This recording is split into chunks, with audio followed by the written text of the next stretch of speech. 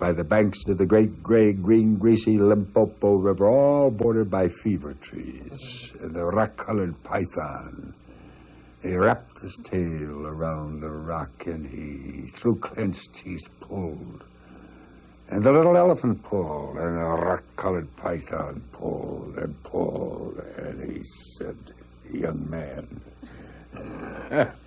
That's how the elephant got his trunk. And so he went back home, and he spanked all his uncles and aunts with his newly discovered trunk. That's Kipling. And this is Bill Veeck. He's a legend in baseball. He's also a one-of-a-kind man. He's a dreamer who's not satisfied until his dreams come true in front of a full house. For 50 years, Bill has dreamed up thousands of different schemes, always aimed at delighting the paying customers. He put a midget, Eddie Gaedel, up to bat. He put the players in shorts, installed a shower in the bleachers, landed Martians on the field, and built the world's first exploding scoreboard. But Bill has had his ups and downs operating ball clubs. In Cleveland, the world champion 1948 Indians set a league attendance record that still hasn't been broken. But he nearly went broke 5 years later with the St. Louis Browns. The 1959 White Sox won a pennant. But in the 1970s, it was a different ball game.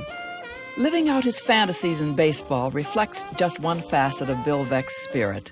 He's written 3 books, hosted TV and radio shows for 40 years, and helped raise 9 children. Bill has bounced back from major surgery 33 times.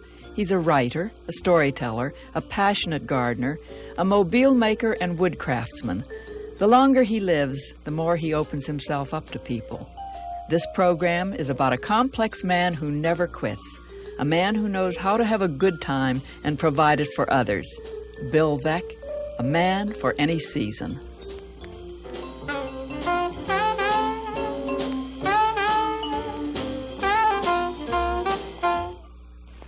Good evening. I'm Ed Murrow. The name of the program is Person to Person. Tonight we'll be going to Chicago for a visit with the president of the White Sox baseball team, Bill Veeck, Jr., and his wife. In baseball, Bill Veeck has become synonymous with excitement, action, color, and nonconformity. Bill, who was born 45 years ago in Chicago, learned the tricks of the trade from his father, a former baseball writer, who later became president of the Chicago Cubs and started his son on a baseball career at about the age of 11, helping out in the ticket office. My daddy taught me a wonderful lesson. Very important lesson.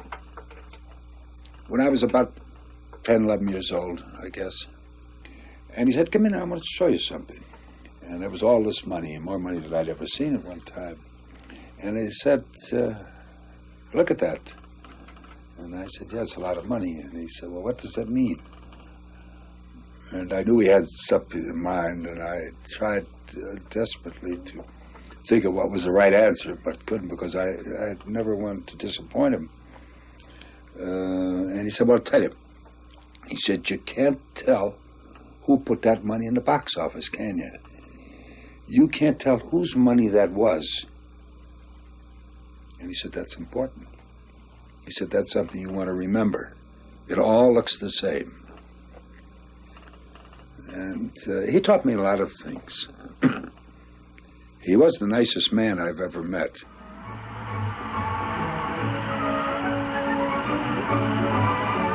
I've been in baseball all my life. I started hustling pop around the ballpark in Chicago when I was about 11 years old.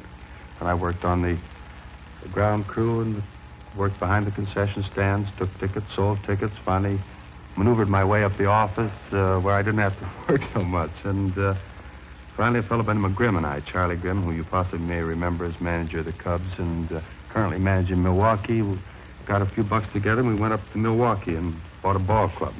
We peddled enough ball players around to be able eventually to buy the Cleveland Indians. And bought those about 5 years ago, and we were pretty fortunate. We had a fellow by the name of Boudreaux who in 1948 won a world championship for us. There is no one that is more knowledgeable in the game than Bill.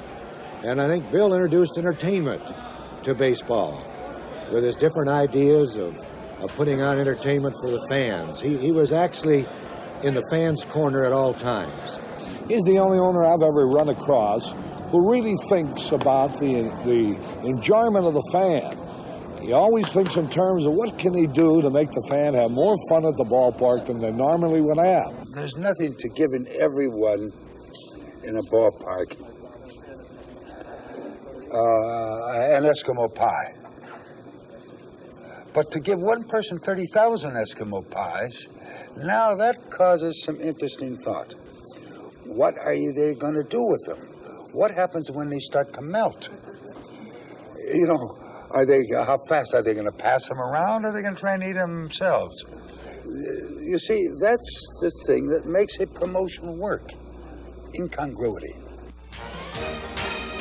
Giving away Eskimo pies is just one of the promotions Bill came up with. He originated Bat Day, Jacket Day, Cap Day, Music Day, and many others. He was criticized by the other owners for some of his innovations, like putting names on uniforms, but they didn't hesitate to copy the ones that worked. Of course, a few schemes were one-time only, like Grandstand Manager's Day, when the decisions were made in the seats instead of the dugout. And many of the ideas started at Wrigley Field. Oh, this is a wonderful ballpark. You know,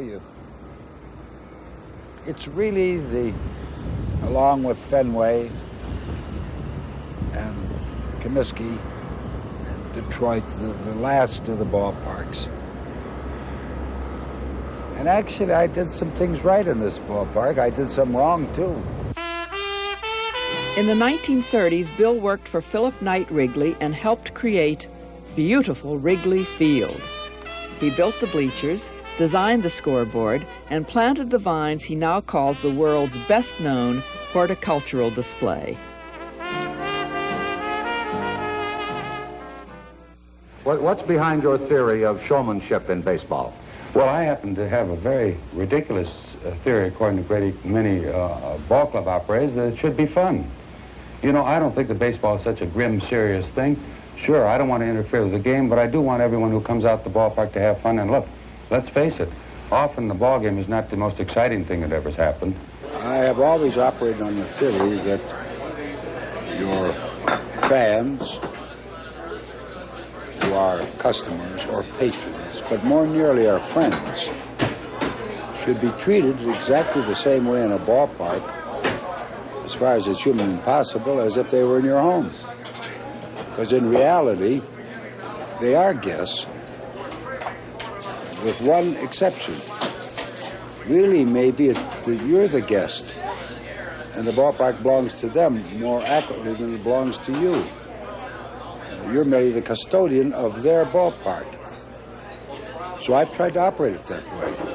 I think Bill Veeck is baseball. He means more to this game than almost anybody around at this point. I think he's a visionary. I think he's one of the real clear-thinking baseball people. It's a shame that he's not still in the game, but I know one thing. When the annals of this game are written down, Bill Veeck's name is going to be very prominent. I can't remember how much money we made in Cleveland. I can tell you we drew 2,680,000 people, and that doesn't include almost 750,000 people who came in free, women and children. But I can tell you we did 2,680,000 paid admissions. But the money didn't mean anything. In other words, I keep putting my bankroll back. If it doesn't come out sometimes, then I'm in trouble. But I get it eventually. But I always invest. I sold a house and lot in Maryland, to buy some land in center field in Chicago, or a ranch in Tucson to buy some in St. Louis, or one in New Mexico, and so on. Oh, conversation with Bill Veeck is a rare experience because you always go away from it with your head hurting. Because Bill is so stimulating. Every subject he talks about, he makes you think. Today isn't so bad. It could be a lot worse, but tomorrow is going to be great. And tomorrow never comes. Because, you see, by the time tomorrow comes, it's today. So it's the worst it could be is it's pretty good. And if it doesn't come, that would be terrible. In other words, I've had enough problems physically to recognize that it's just great to be around.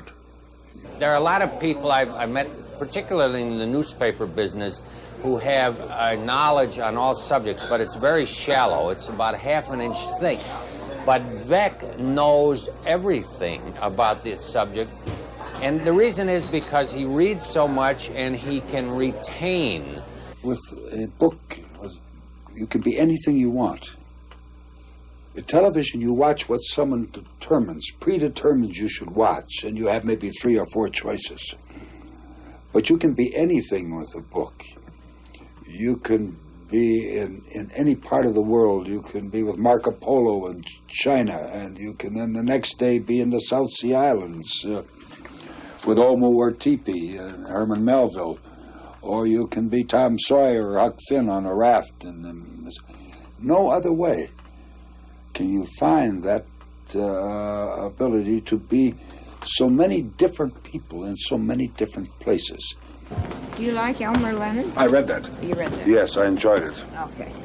He can't write anything that isn't good. Are the flower books back? Yeah. Yeah, back there. That's right.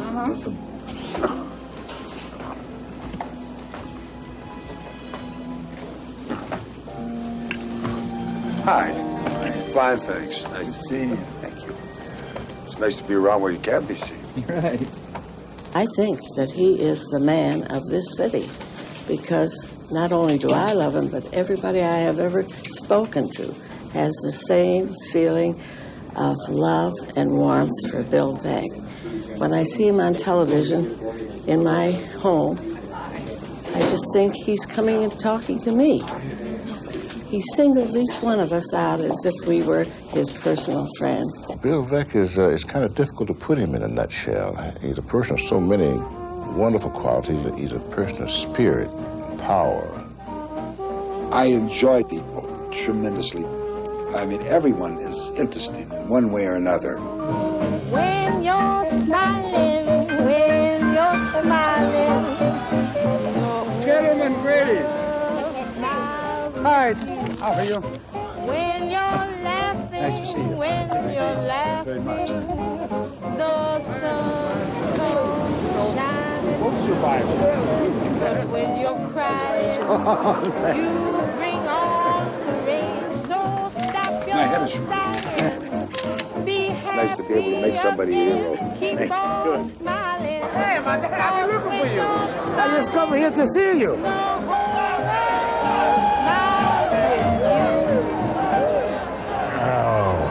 I guess I have seen everything in this country that is known to be one of the unusual things of nature, whether it be Yosemite, an Old Faithful, or whether it be the Grand Canyon from the bottom or from the top. I've been Bryce Canyon, the natural bridges, the Painted Desert,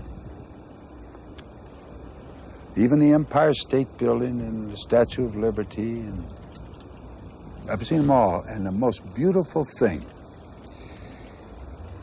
is a ballpark filled with people. Other people can have great acts of nature. That's mine. And the next most wonderful thing is a ballpark half filled with people.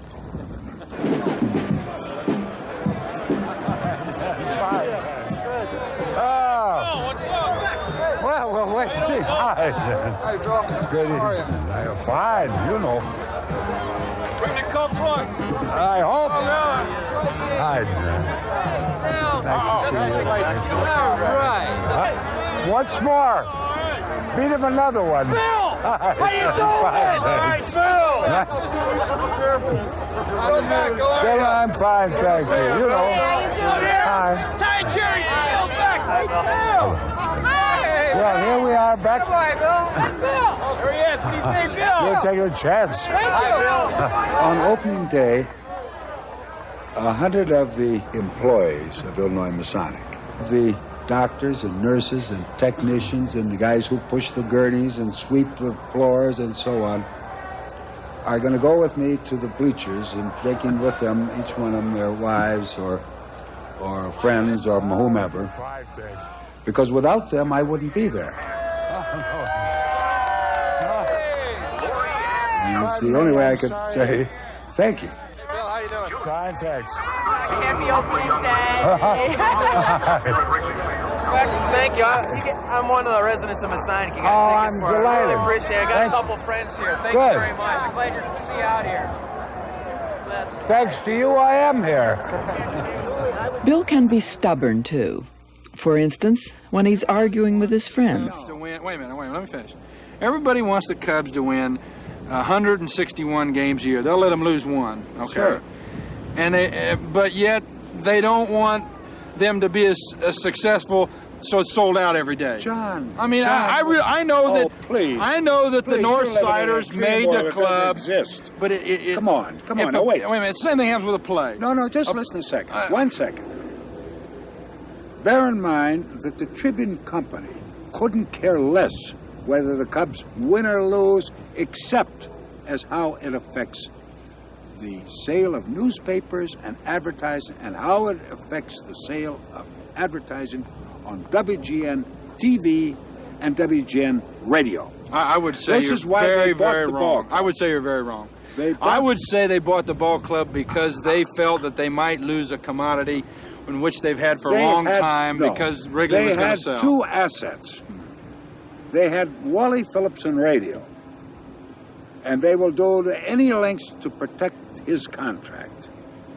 And they had baseball, Cubs baseball, on television. That doesn't mean Wait. they don't care whether they win. I They disagree with had- that. They bought the ball club with one idea, of ensuring a longevity to this asset. I agree with that. All right, now wait. But I don't agree they don't care whether they win or wait a not. second now. They care they win as it affects the value of what they bought. Not for the dollars that come through the gate, but the dollars that are generated by television commercials. Get your kicks on Route 66. Bill's nonconformity and strong opinions are not limited to sports. We're opposed to the program in Central America. We're opposed to the programs in South America.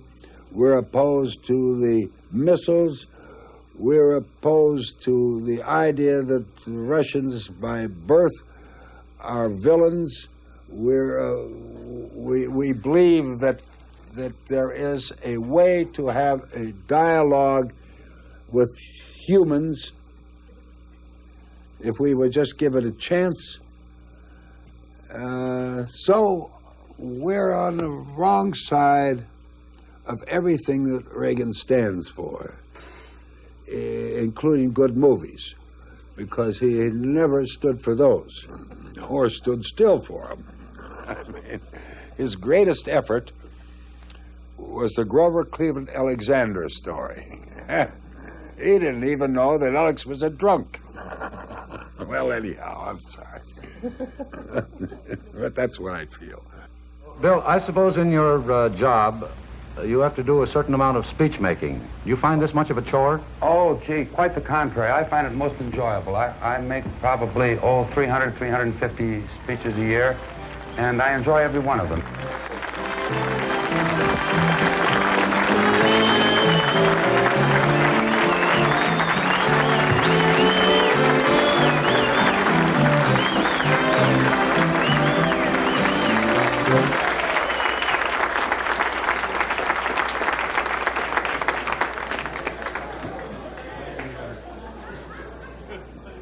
I'm really not very often at a loss for words. As a matter of fact, I've kept from working all these years with my mouth. But I am really extremely honored to be included in the Chicago Hall of Fame for athletes, because in my case, that's really stretching a point. But you know, I kind of like to talk about bad ball clubs. I like to talk about the St. Louis Browns, because I know none of you ever saw them. We played secret games. For a crowd this large in St. Louis, we'd have played a doubleheader. Not well, but enthusiastically. It was a weird operation. I remember one night when I owned the club, I was selling tickets. We had a large and extensive organization. And somebody came up and he wanted to buy 8 seats. Well, I knew he came from out of town. I said, where would you like to sit? He said, we'd like to sit best seats in the house. I said, would you like to sit at second base? We're not using it this year. He says, what time's the game? I said, what time's convenient? I said, no, we'll play at your house if you'd like. What the public sees is totally real. It's just, well, the way I describe it is that there are so many facets to him. So many people don't know the introspective part of Bill. We're both people who need refueling, and I think everybody does. Somehow the more involved you are with people, either in work or in your play, the more you care about people, the more important it is to have these times, the introspective times. It's part of what gives him the energy, the strength to give people so much. We've lived nicely, Mary Frances and I. We don't live expensively. We live nicely. We do what we want to do. We aren't deprived of things. But on the other hand, we don't have free cars. The cars we got are old. We don't have several houses. The one we live is very modest. Our wants are very modest. Maybe because nothing is any better just because it costs more. And I think that's a mistake that we've made in our society, is correlating cost with value and cost with return. And they have no correlation. And I guess you learn that because you see a ball player who gets $1 million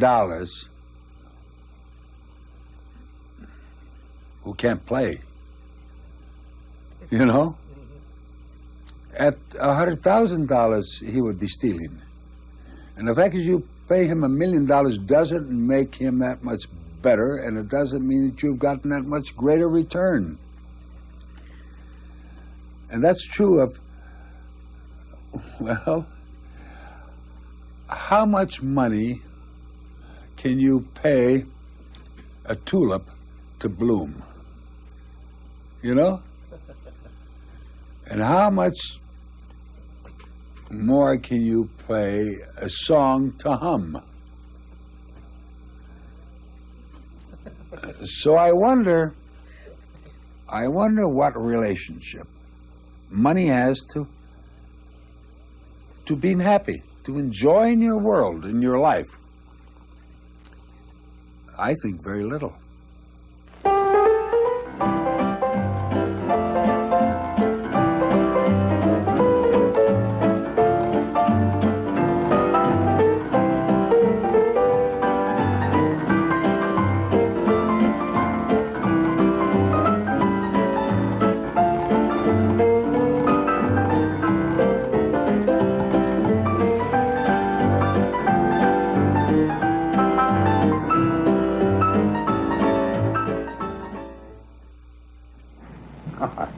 I'm Bill Veck.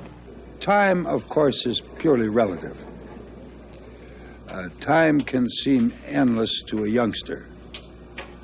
The night before Christmas, when you were 5 years old, waiting for Santa never passed.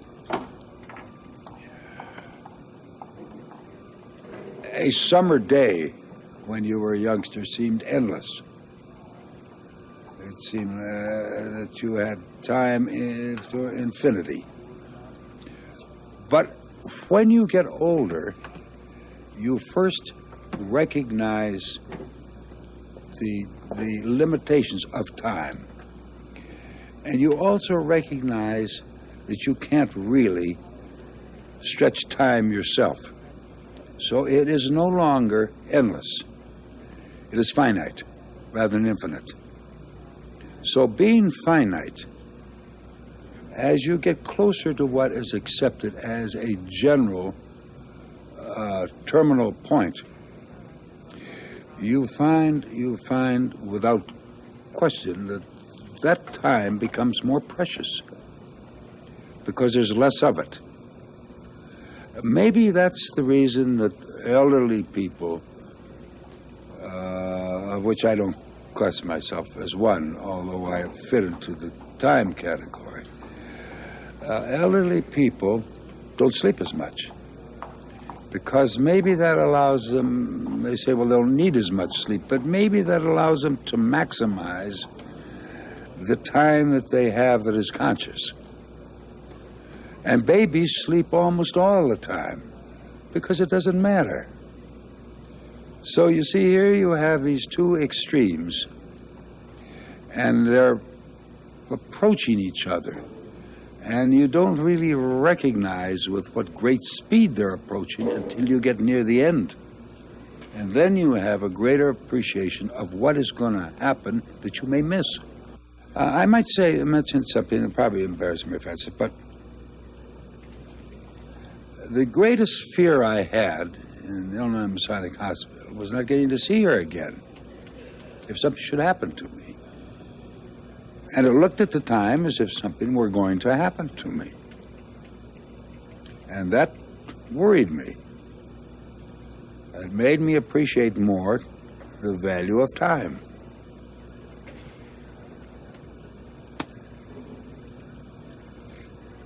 Well, that was nice. Thank you very much, Mary Frances. Thank you, Bill Veeck. And good luck in the ball game tonight. Thanks, Ed. That's what we need most of. Thank you very much. Thank you very much. Good night. Night.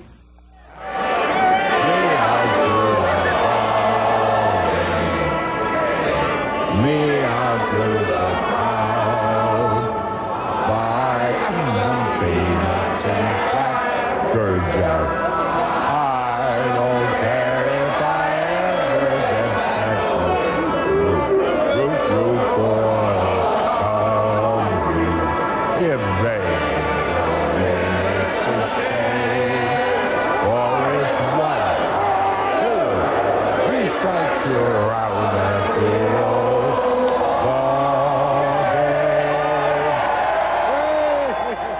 This is the epitome of pleasure.